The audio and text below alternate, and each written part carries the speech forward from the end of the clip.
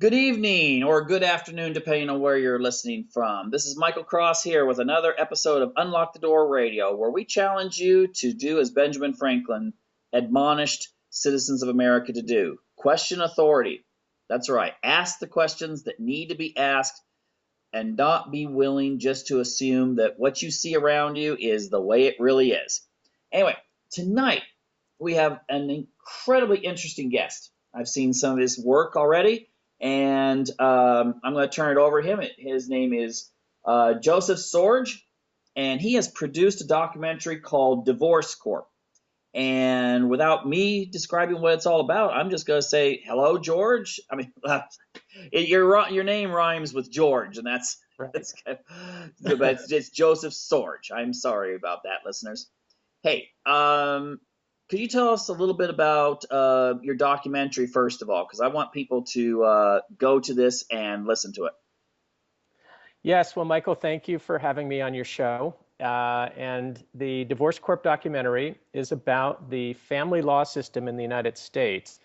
And we cover the lawyers, the custody evaluators, the forensic experts, the judges, and unfortunately, some stories of victims of the system who have had life-changing experiences for the worse. And then we also cover some potential solutions for family law in the United States, and we compare our legal system to the Scandinavian system and how the Scandinavians handle family law. Okay, I'll definitely be into listening to that since I'm married to a Swede. Just celebrate our anniversary here, and feels good. That's fabulous. Anyway, okay, so you know, I have to say this. I think the average American has this faith in the system. I'm talking about the average American who's never actually gone through the court system yet. The average American has a faith in the system that we have like the best system on earth, the fairest system on earth, one that is dedicated to principles and ideals and finding the truth and making rulings that will benefit the people that have less power and those who may be the victims and so forth. Now, here's the thing. I also know a lot of people who have gone through family court. And I can attest that not one of them, whether they are the winner or the loser in custody battles and alimony battles and stuff like that, still has that faith untarnished. It's like it blackens their view of the fairness of the system. Is that what you've noticed? Yes, you described that well, and that's how I felt when I was a younger person. I had a great deal of faith in the United States. I felt very patriotic, and had the impression that we were one of the most fair countries in the world, where corruption had been reduced or eliminated, and where the checks and balances of our governmental system would give people a fair hearing. And just as you said, if you go through the family law process, which I did go through, and I have to say, it turned out better for me than the victims in the movie. But I was exposed to a number of cases as I sat in the courtroom and waited for my case to be heard, and watched what happened to various people.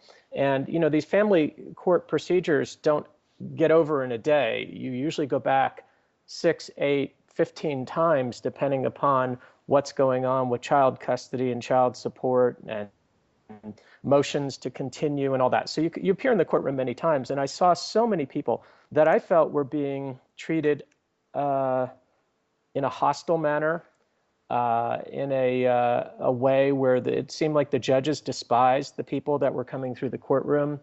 I saw the attorneys give a smile and a wink to the judge once in a while, or actually give advice to the judge once in a while, and where the judge was deferential to the attorneys on many occasions. And it made me begin to suspect that there there might be more complexity to our family court system than I had anticipated, and certainly not the fair governmental system that I had expected when I walked into the courtroom. And so that motivated me to begin to do some research on the family courts and the family law system, and it really didn't take very long for that research to lead to stories of people who had been completely devastated by their experiences in the family court. And I would say almost uniformly, people feel that the system is dysfunctional, that nobody gets a fair shake in family court. They're simply, the judges are overworked, the caseloads are huge, nobody gets sufficient time to tell their story. Oftentimes the judges won't even let you speak. If you don't have a lawyer, the judge looks down at like you're some, cockroach in his courtroom or her courtroom. And it was a great disappointment to see, an American institution that was so terribly dysfunctional. There are things about family court that people don't realize until they've been through it. You think, you watch on television courtroom battles, and there's a jury, and there's lawyers, and there's a stenographer copying things. You hear about a right to a speedy trial. None of that applies in family court. It's a whole different system. The American judiciary has classified family courts as what they call courts of equity, not courts of law. And in a court of law, you have certain protections under the United States Constitution. But the judiciary, it seems to me, unilaterally has proclaimed that in a court of equity, the Constitution does not apply, or at least most parts of the Constitution do not apply in a court of equity. And therefore, you're not entitled to a jury, except in a few states. But in most states, you're not entitled to a jury. You're not entitled to a transcript unless you pay for it, if there's a transcriptionist there. And if there's not, you have to bring in your own. You're not entitled to an attorney if you cannot afford one. You're not entitled to a speedy trial. And people think, well, if things go really bad in the lower court, I can appeal. But because of the unique perspective of the judiciary regarding courts of equity and decisions made about what are called equitable matters, the appellate courts have very, very little power to overturn what the lower court judge decides. Almost no ability to change it in terms of deciding custody or matters of dividing up the assets. Whatever that lower court judge decides, you're stuck with, and that's one human being.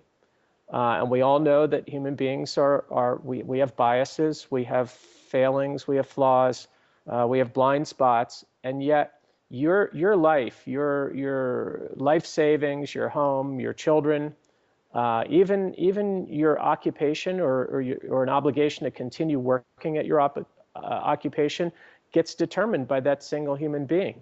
And if that individual doesn't like you because of your skin color or your religion or your demeanor in the courtroom or your lack of cowering in front of the judge or any kind of a challenge that might come from you as to the judge's wisdom or capabilities or even the judge following the law, you can experience retribution on a scale that is shocking, and we document in the film just how shocking it can get.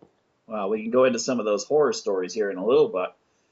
When you say that it's a court of equity, does this have some sort of origins in maybe the idea that you're dealing with assets and therefore maybe, I've always had the idea at least, that the state is trying to figure ways to make sure someone else pays, for instance, for kids, rather than the state having to do it. So therefore, does this affect the rulings where maybe if one person's making a lot more money, that the kids are taken away from that person, and but they're expected to pay for all the expenses? Yeah. Well, let me first address the origins of the courts of equity and then I'll go into the funding, because the funding is very interesting and something that almost nobody knows about, and how it drives, I think, very bad decisions. But the courts of equity, originated in England. There was a time when, there were English courts of law, but then you could appeal to the king if you had enough standing and wealth to get to the king. And so the king would occasionally overturn a ruling in the court of law because he found it to be unfair. And so that's what equity really means, is fairness. And so what happened is, I think the king got tired of hearing these cases, and so he delegated it to his clergy, and they created these courts of the Chancery in England that Charles Dickens wrote about in Bleak House. And these courts would typically be run by a clergy member who would hear these cases, and depending upon that clergy member's prejudices, et cetera, they would come up with decisions. And when do you bring something to a court of law versus a court of equity? Well, typically a court of equity deals with issues that can't be quantified so easily. If you violate the speed limit, it's pretty clear how many miles per hour you went. It's pretty clear what the speed limit is, and it's pretty clear what an appropriate fine is in the statutes regarding that deviation from the speed limit. But in a court of equity, it's kind of like, back in England, it was like, well, your cow walked onto my property and ate my crop. And so, well, how do you compensate for them? Well, how big of a cow was it? How long was it there? What kind of flowers or crop did it eat?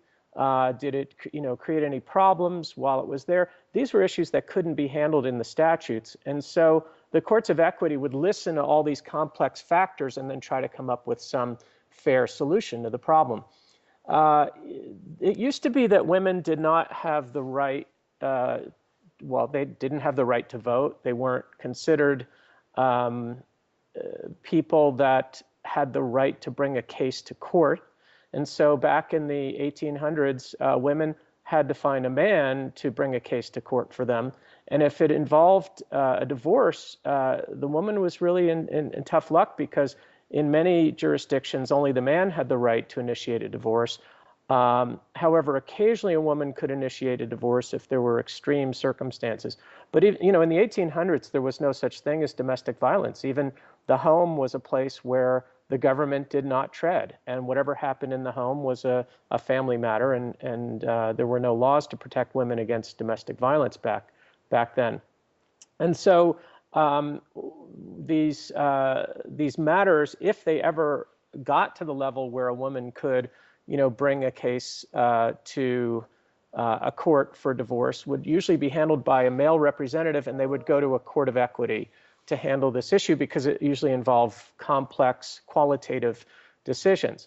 And the thinking back then was, well, a woman was really the property of the man, and the children were the property of the man. And if one had to decide on what happens after a divorce, the idea was that that man had an obligation to support that woman for life. And if they were to divorce, the man had to come up with spousal support payments in order to make sure that woman was taken care of. And because of, again, the unusual circumstances and how many different types of situations can occur and the financial status of the people, these things went to the courts of equity in England. Well, when our Constitution was created, we did not create separate courts of equity at the federal level, but we gave the power to the judiciary to decide matters either at law or in equity. And so we set up the same courthouses would hear matters of equity or law. And then when the family courts were created, they were considered solely courts of equity, even though, frankly, they hear matters that are really codified in the laws extremely well. The tradition has been that they are courts of equity, and therefore the judge doesn't have to bring in a jury, doesn't have to give you a lawyer, doesn't have to do a speedy trial. And so these family courts are really, I would say, inferior to the typical civil courts and criminal courts. And we are still entrenched in that old thinking that a woman was the homemaker and the man was the breadwinner, and upon a divorce, there had to be, some compensation ongoing compensation to the homemaker. Back in the 1970s, there were some challenges to the gender bias of the alimony laws, and the Supreme Court ruled that these laws cannot be gender biased, and whoever the homemaker is, male or female, had to be taken care of under the law the same way as the opposite sex. But even though the Supreme Court ruled in that way, the reality is today 96% of alimony still is paid to women, and 90% of child support is paid to women. And so the the gender polarity that has been, present in our society for many hundreds of years still lives in family court today. Even though the judges claim that they're not gender biased, the data show that that we're still living the traditions of the old family model instead of the modern family two-earner model. It's interesting that you mentioned that. Now, I've known people who, well, just to clarify this, the thing is that you have situations in which the the court decides, let's say there's a couple, they have 2 kids, the court decides the woman gets custody of the kids, and whether there's alimony or not, there's child support, levied for the woman and not for the guy.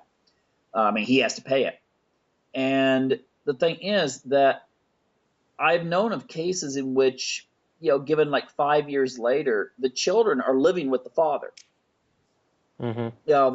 They absolutely, for one reason or another, they'll say, okay, see ya, mom, we're gonna go live with dad.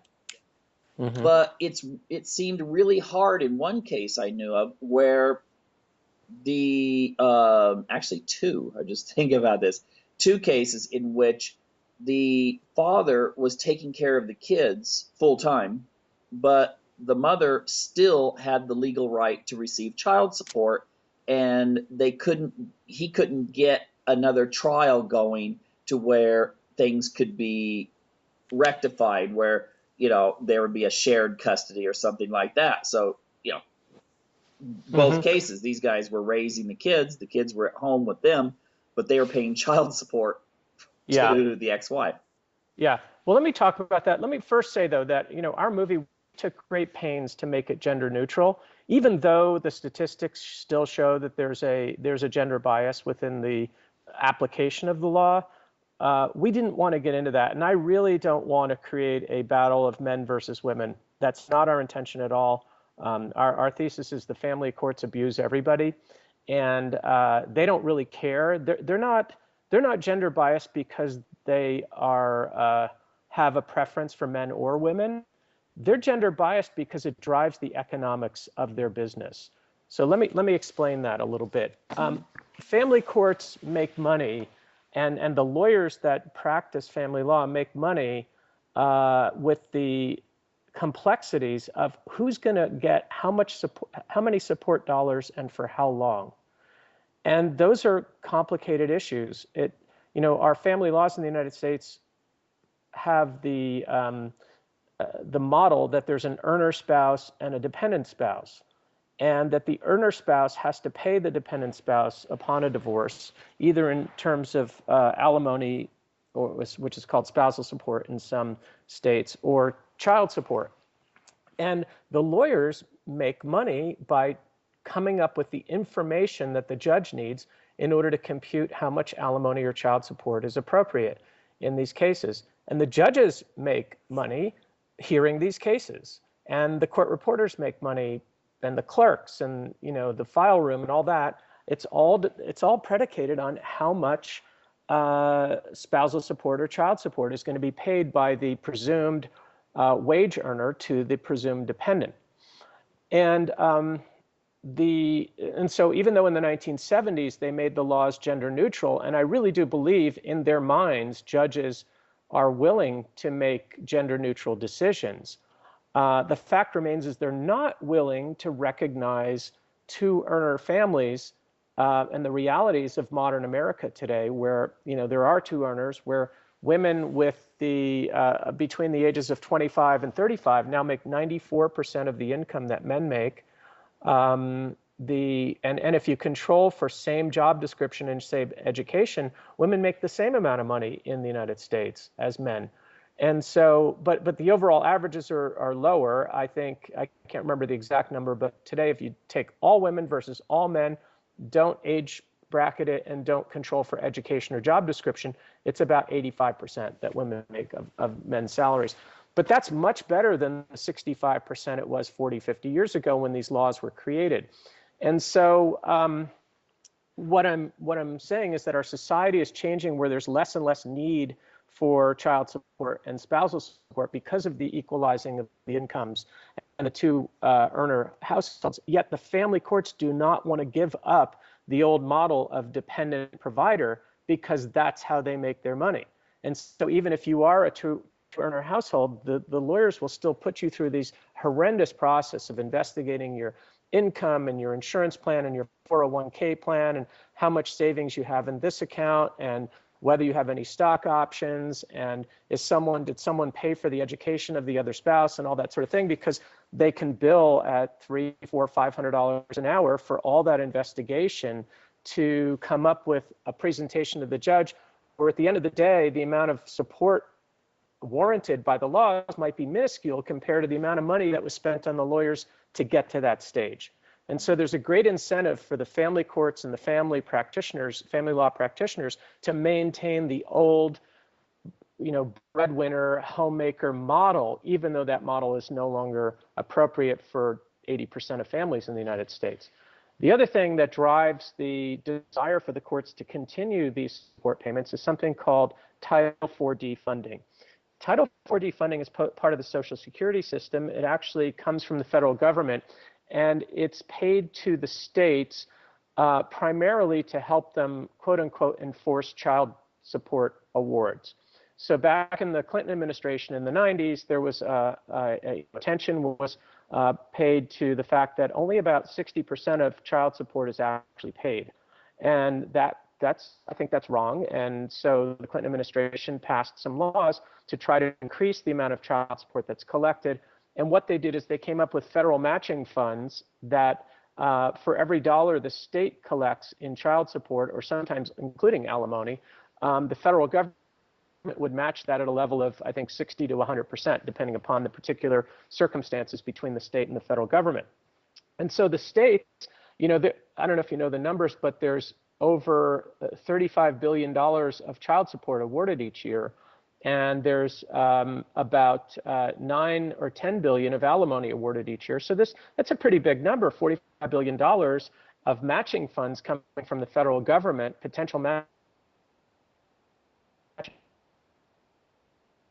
funds coming from the federal government. So big portions of the state budgets are supplemented with these Title 4D funds. Mm-hmm. So a state has the vested interest really in isn't as much need anymore for dependent payments. They would lose these matching funds. And so again, do we have the cultural bias toward the old entrenched homemaker or breadwinner model, but we have federal financial reinforcement of the old model.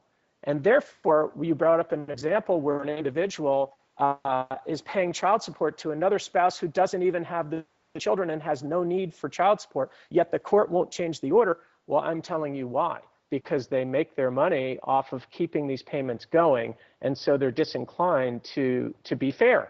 And they're disinclined to change a child support award once it's made, because the state will lose money. Mm-hmm. So I'm just going to throw this out at you. Do you think the whole gay marriage thing could actually start changing things, because it's not going to be a male female, and it's not going to be a traditional breadwinner homemaker situation for the most part? You think that throwing in a new type, because it's going to happen. There's going to be lots. This is going to be relationships of relationships. You're going to have breakups, and there's going to be children involved. Do you think this could actually motivate a change?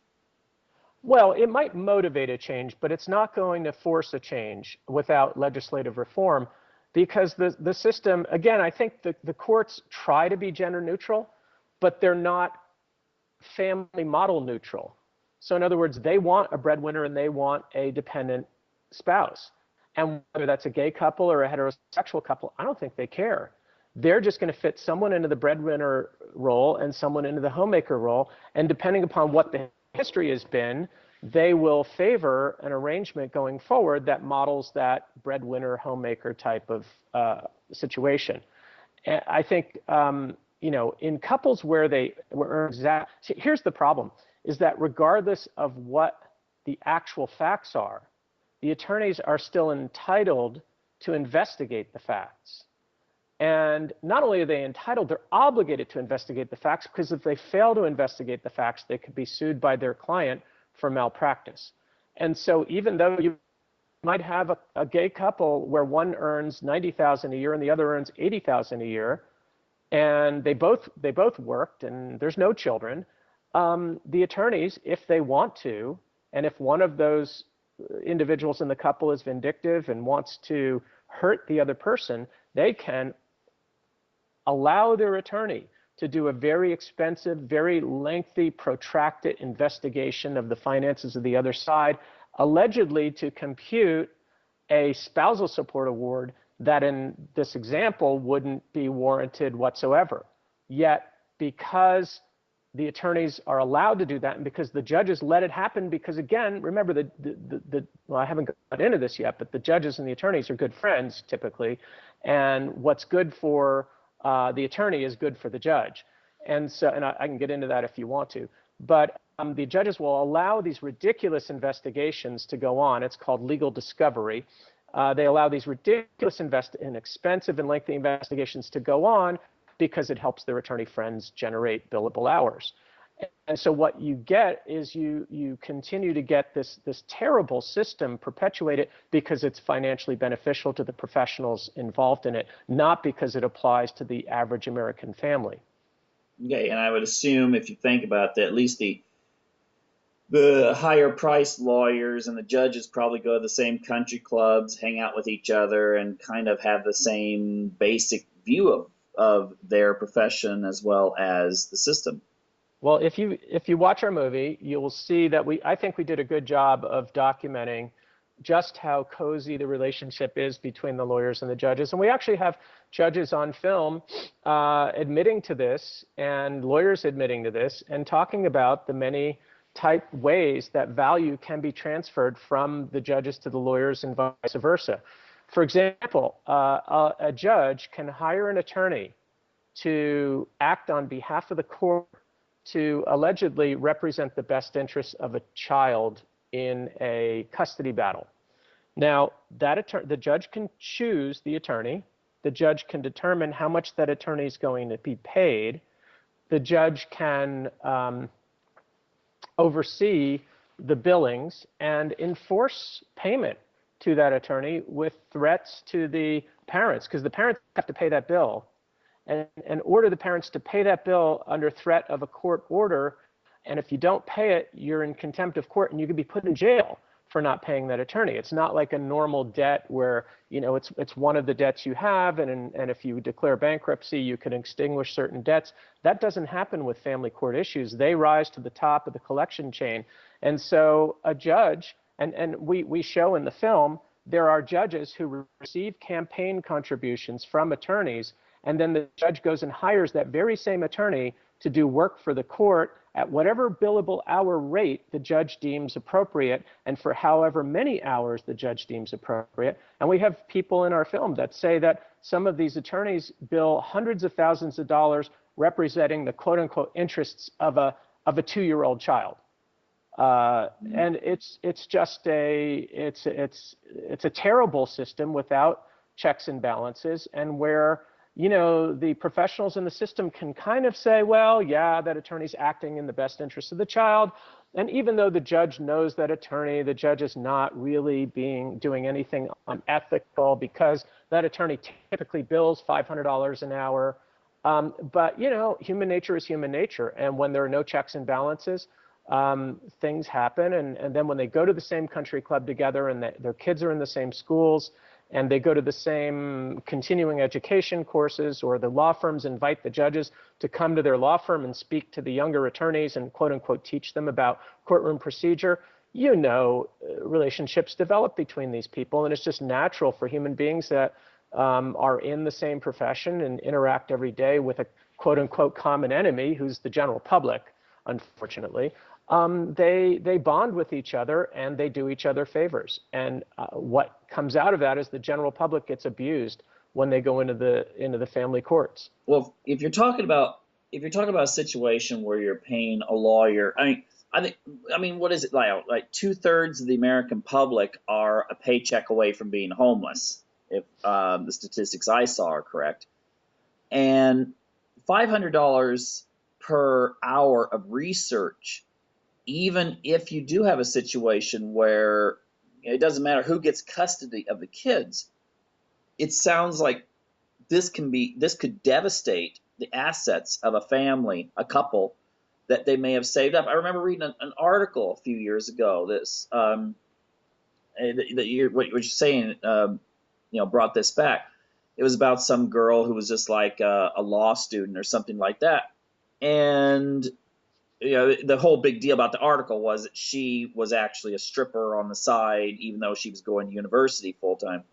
But she mentioned that her family had saved money for all three kids to go to college.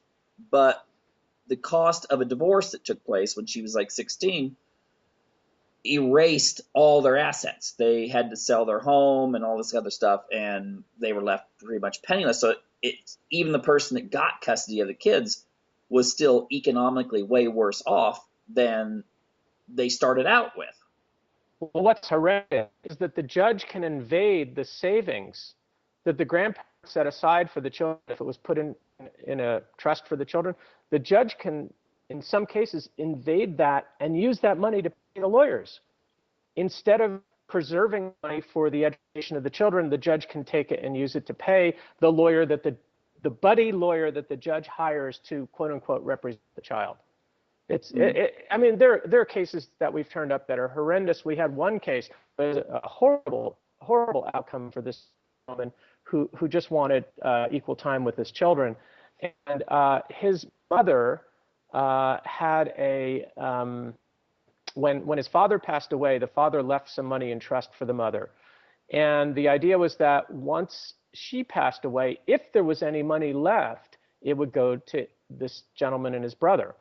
And so it was conditioned upon how long the mother was going to live and how much it cost her to live, and who knows if there'd be any money left.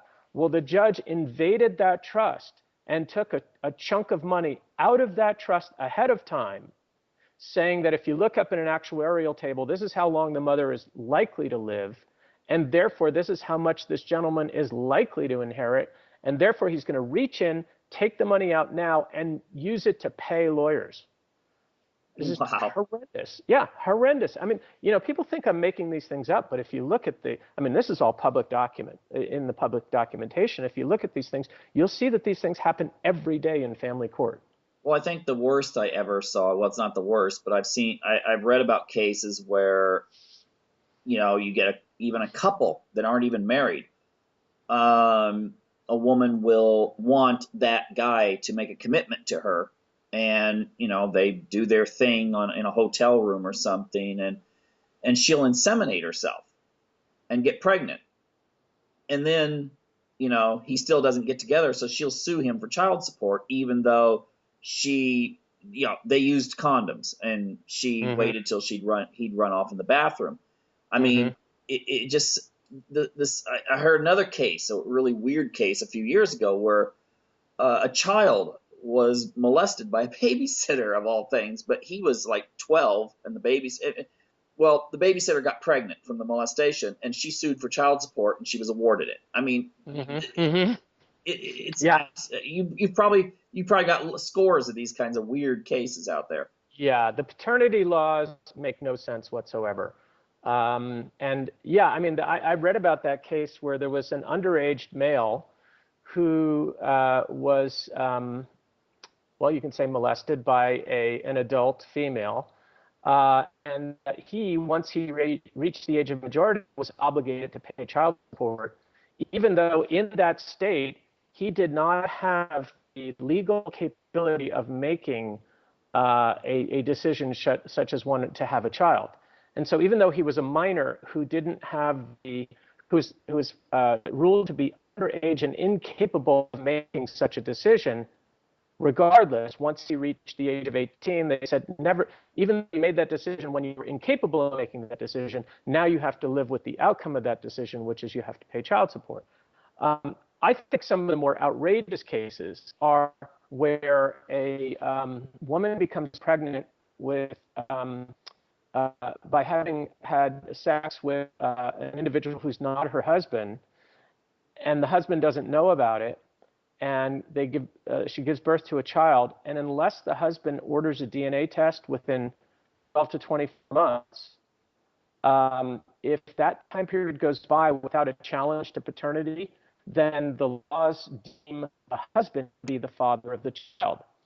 And so even though this individual may have no idea that his wife is having an affair with someone and have no idea that this child is not his, he is now obligated to pay child support until that child reaches the age of 18.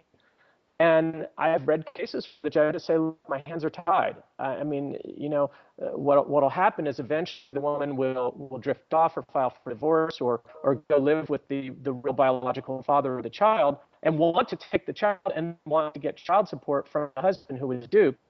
And the judge says, look, I have no choice but to award child support because the law says that unless you challenge this within 18 months of birth of the child, there's no effective way to undo it. Yeah, And I think those laws need to be reformed. But, they were based on the days when 99% of the time, or let's say 95% of the time, the husband was the true biological father of the child. Times have changed. Society changes. And we now have DNA tests that can determine these things. Back in those days, you couldn't determine it with a DNA test. They didn't exist. Now we have DNA tests. It's time to update the laws to reflect modern technology. Yet these laws haven't been reformed. speaking of reform, you say you compared the American system with Scandinavia. What did you find to be the differences, and do you think America should maybe look to Scandinavia to reform the family court system? Yeah, and let me just put in a shameless plug for our reform efforts. Again, we're filmmakers, we're not legislators, we're not lawyers. We've learned a lot in making the film, but we do think that there's serious need for reform in family law. So we do have a reform page on our website, which is at www.divorcecorp.com. And you can sign up if you're interested in reform. We'll keep you updated as to any kind of reform legislation that would be coming out, or if you'd like to know what's happening in your state, we can provide we can provide some information for that. But I think there's serious need for reform. I have been I thought naively that the film would generate its own groundswell of cries for reform. And it has. If you go to our Facebook page, which is the Divorce Corp Facebook page, you'll see there are almost 10,000 people who have liked our page and that make comments daily. And some of them are crying out. There are horror stories. There's people that are outraged. There's people that have really detected real corruption between certain individuals in their particular jurisdictions. But there's just not enough people who are doing a significant amount of lobbying or writing to their legislatures to raise the awareness sufficient to get reform. And we're hoping at our Divorce Corp website that we can rally enough people over time to begin to make a difference to the legislators. The actual reform initiatives that we'd like to see implemented are based on the Scandinavian model. And I'll go into that in a minute. Some people say, well, that's Scandinavia, and Scandinavia is different than the United States. And that is true. Scandinavians are culturally different. We say in the movie that they are a very advanced society. They're very democratic. They're free. They're prosperous. Their unemployment rate is lower than the United States. Their children score as well or better on standardized tests to American children. So we're not talking about Zimbabwe or some remote jungle region of Polynesia. We're talking about very advanced nations that have come up with highly successful societies. And they do not use divorce lawyers. They do not use family courts for the most part. They've come up with a system of law that has taken the financial incentive out of the family law battle. And, I spent quite a bit of time in Scandinavia, and parts of the movie cover what we learned there. In a nutshell, they believe in true gender equality between men and women, and that a man and a woman have equal opportunities to gain employment or to be a homemaker, whatever their preference is. And should the couple wish to be a two-earner family, which is the most common model in Scandinavia, then there is no need for spousal support payments afterwards. And so they've removed spousal support from their laws post-divorce. There is some provision for temporary spousal support while the divorce is proceeding, but once the divorce is finalized, they've removed, there is no spousal support unless the couple entered into a prenuptial agreement or a postnuptial agreement that says, hey, we're going to live a provider-dependent relationship and spousal support is warranted after the marriage. And therefore, based on the number of years that we continue this provider-dependent relationship, there will be so many years of spousal support. So it's governed by private agreement in Scandinavia rather than part of the statutes like we have in the United States. And again, I think it's because the United States comes from a history of a patriarchal system where the man was the king of the household and he was the breadwinner, and the woman was a homemaker and she wasn't capable of working and didn't have an education. Well, that old model, I mean, that's over with. And so in the United States, where 80% of families are two-earner families and where women are now earning 94% of the income of men, younger women are, I think prospectively going forward, we can model ourselves after the Scandinavian system where we say, okay, there is no statutory alimony. You can enter into a prenuptial agreement or a postnuptial agreement to provide for it if you wish to live a traditional lifestyle. But if you want to live the modern lifestyle that 80% of families are living, there is no need for it. And so upon divorce, we both go our separate ways with respect to spousal support. With respect to child support, the Scandinavian countries do have a concept of child support. It is, again, they've taken most of the money out of it. It is not a percentage of the income of the deemed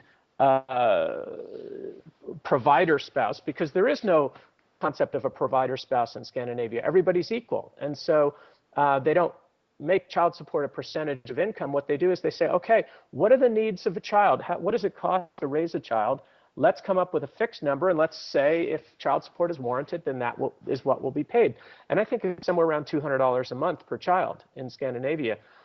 And so it's just not enough money to battle over. A year of child support is $2,400. Are you going to pay a lawyer $500 an hour for months and months of litigation if all you're going to win is $2,400 a year? Not really. So they don't battle over child support. And you know what that's done? It's taken the battle, this horrible battle that occurs in the United States between parents trying to determine how much percent custody time they have, because the more custody time you have, the more you receive in child support, or the more custody time you have, the less you have to pay in child support. And so the children become these pawns that are caught in the middle of a tug of war between the parents over money, and that brings out all kinds of accusations and saying bad things about the other parent, and the children hear that, and it creates a horrible situation that we have in the United States.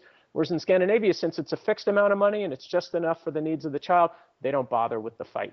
And so, yeah, I mean, are they going to argue once in a while? Yeah, well, every couple argues once in a while, and especially if you're breaking up, it's acrimonious. But the government doesn't throw gasoline on that fire like the United States government does.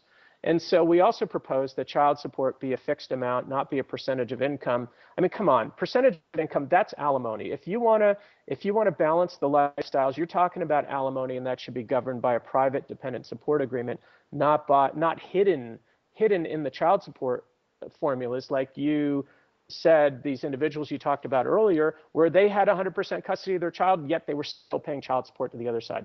That's not child support. That's pseudo-alimony. We have to get rid of pseudo-alimony and call it what it is. If it's child support, it's child support, and it's for the needs of the child. If it's alimony, then it's alimony, and that would be governed by a private agreement. Well, I know that Uh, I'm sorry, let me just okay, go conclude. So ahead. when you add up all these things, that's why the Scandinavians don't go to court. They don't use lawyers. In order to get divorced in Scandinavia, you file a form with the government, and after 6 months, you're divorced.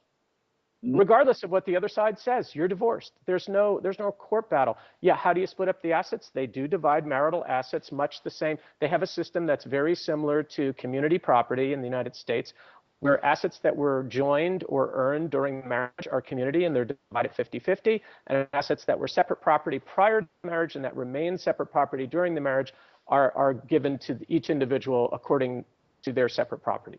That's simple. They go to an accountant. They don't have to go to a lawyer to figure these things out. Or occasionally they'll go to a government administrator in some, local county office to help them with the forms. But it's fairly straightforward, and in no way does it justify the legal battles that perpetuate a $50 billion a year industry in the United States, all for something that we could do for free. Well, and I would note this too, in case someone's out there saying, "Well, Scandinavians have different ideas when it comes to marriage and stuff like that," because there's a tendency for Americans to look at other countries and say, "Well, yeah, but," yeah, they'll just say that, "Yeah, but," and they'll try to find some way to defend whatever system is in place in America. I would say this. Um, I've noticed that if you look at the comment section in anything, whether it's forums, whether it's articles in newspapers or YouTube videos, anything that deals with family and birth rates and marriage and population, stuff like that, you see a lot of disgruntled people, but not just disgruntled people that have been through the system, but a lot of young, especially males. I'll say this, especially males who will make comments. I know this is anecdotal, but I've seen hundreds and hundreds and hundreds of these kinds of comments. I've seen what, my family got a divorce. I'm not going to get married. I'm just going to live single for the rest of my life. I think that's a very logical conclusion these days, because we have a set of family laws that are based in an anachronistic system. They were appropriate 100 years ago. They are no longer appropriate in 80% of unions. And yet the laws have not been reformed, and they are biased against the breadwinner.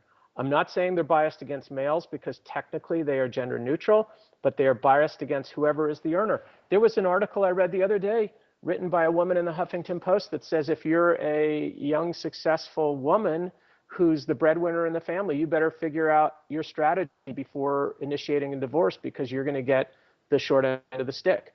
And so, because traditionally the males have been the breadwinners in the United States historically, there's a perception that the system is biased against males. But as I said earlier, it's really biased against the breadwinner because that's how the states get their matching funds, and that's how the lawyers generate their billable hours. Hmm. But it's still winding up that a lot of people are getting disenchanted with marriage, and we're seeing. I know. I mean, come on. I see a lot of conservative religions, and they'll come out and talk about how everything from pornography to gay marriage is going to destroy the family. And then if you say no, actually, you might want to take a look at divorce laws, and all of a sudden it's like, ooh, don't talk about that. I mean, You know and that oh yeah, go ahead.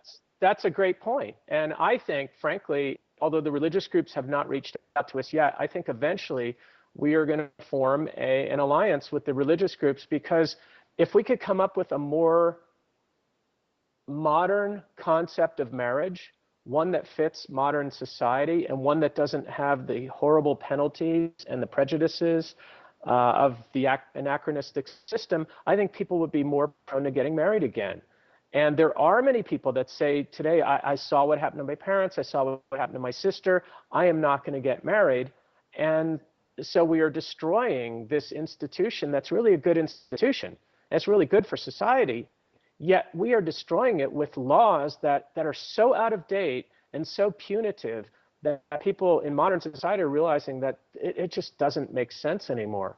So I think, frankly, in the long run, the religious groups are going to come around to this, and they're going to support the reform efforts.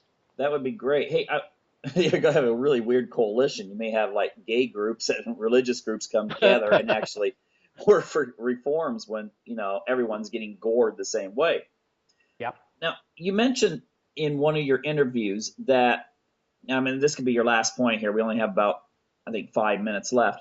Um, you mentioned that there is a difference when it comes to socioeconomics, or is it true that the more education a person has, the less likely they'll get divorced, and they're more likely to actually get married? Whereas at the other end of the spectrum, the lower educated and those who have lower incomes, if they do get married, their marriage rate's actually lower. If they do get married, they're much more likely to divorce. Yes. Well, that comes out of the Pew Foundation study. I think it came out a year or two ago, and what it showed is that 20 years ago, the rate of, let's say, unwed mothers in lower income groups was a higher percentage of unwed mothers than in higher income groups, and the rate of marriage was lower. But for what they call, and they didn't call it middle income or upper income, they called it middle educated or upper educated.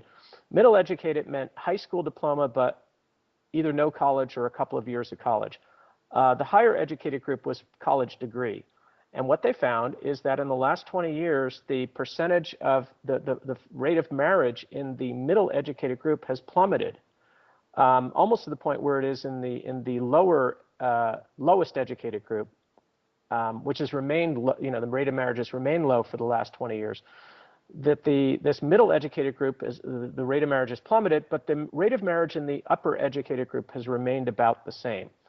And what I take away from that is that I think marriage, although it's initiated with love, I think there's a financial aspect to it. When people think about getting married, they really question whether the person they're marrying is able to contribute to a family and bringing up children. And I'm not saying that the dependent support, dependent provider model. I'm saying, can they pull their fair share in this relationship? And what's happened over the last 10 years or so is because of the recession, a lot of middle educated individuals have not been able to get jobs. They've become unemployed, and so they're less marriage material. And so I think the plummeting of the marriage rate in the middle educated group is because of the recession and because of the unemployment rate. And should that turn around, I think marriage might go up again. However, we have the counterbalancing factor that a lot of people are looking at marriage as an antiquated institution with a series of laws that no longer apply to modern society, and that if you make a mistake and you get married, and by the way, 40 to 50% of people that do get married eventually get divorced. If you make a mistake, the outcome could be horrendous. So I think that's really what we have to fix. The economy over time, I think, will improve, but the anachronistic laws have to be reformed in order to bring the meaning back to marriage. So essentially, if you want to look at the people that are kind of getting the short end of the stick in all respects, would be, I mean, I'm getting this mental image of NASCAR, a NASCAR rally, kind of a, that air, not what we used to traditionally call the Reagan Democrats, the, people that were working class, and had a home maybe in the suburbs, but a lesser education. They're the ones that seem not to be getting married right now, and when the economy collapses like it has, for that age, for that particular group, it seems that they're the ones that are now probably the ones filling up these family courts at the moment. Yeah, well, they're the ones that are not going to get married. They're not going to the chapels and the Mm. justice of the peace to get married, and as a result, the marriage rate is lower. I've read something last night that because of the recent upturn in the economy, that the rate of divorce is now going up because people couldn't afford a divorce a few years ago. Now they've got a little bit of money in the bank.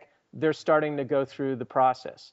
So it's a very strange set of dynamics, but I think overall the solution is to reform our family laws so that they match the values of modern society, make divorce something that doesn't have to be as expensive. There's no reason we should be giving all this money to attorneys every year. Make it less expensive, less traumatic, less kinder to the children, more caring for the real emotional needs of the children, and therefore will restore people's faith in the institution of marriage. Mm-hmm. Hey, in the last few moments here, we've got about 2 minutes. Plug yourself. Where can people find information? How can they watch your film? How can they get part of this dynamic that you're talking about, this organization for reform? Well, thank you for that. It's Divorce Corp.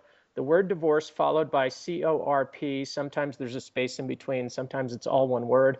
On Facebook, it's facebook.com/divorcecorp. /divorcecorp. On YouTube, it's youtube.com/divorcecorp. You could see our trailers there. On our website, it's www.divorcecorp.com. And Twitter, it's at divorcecorp. Check it out. We've got a lot of information. We've got a lot of passionate people that want to see reform. We hope to organize a reform conference in the fall. If you would like to participate in that, there's a sign-up sheet on our website, or you could just follow along and keep updated on what's happening. We have a lot of information that can be provided to people who are going through this horrible system right now. And I think one of the greatest benefits we provide to people is they say, hey, I used to think it was just me. I used to think I was alone and that this was only happening to me.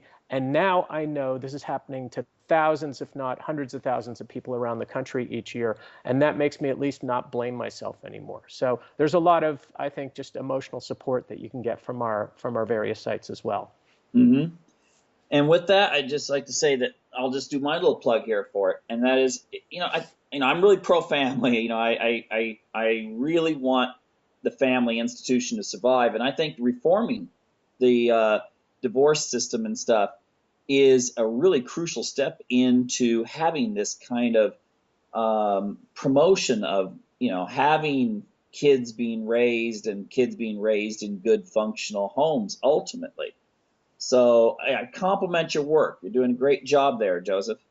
Well, thank you very much. I appreciate it, and I appreciate the opportunity to be on your show. Okay, well, thank you. And I'd like to thank our listening audience for tuning in and hope you'll be back next week for another episode of Unlock the Door Radio.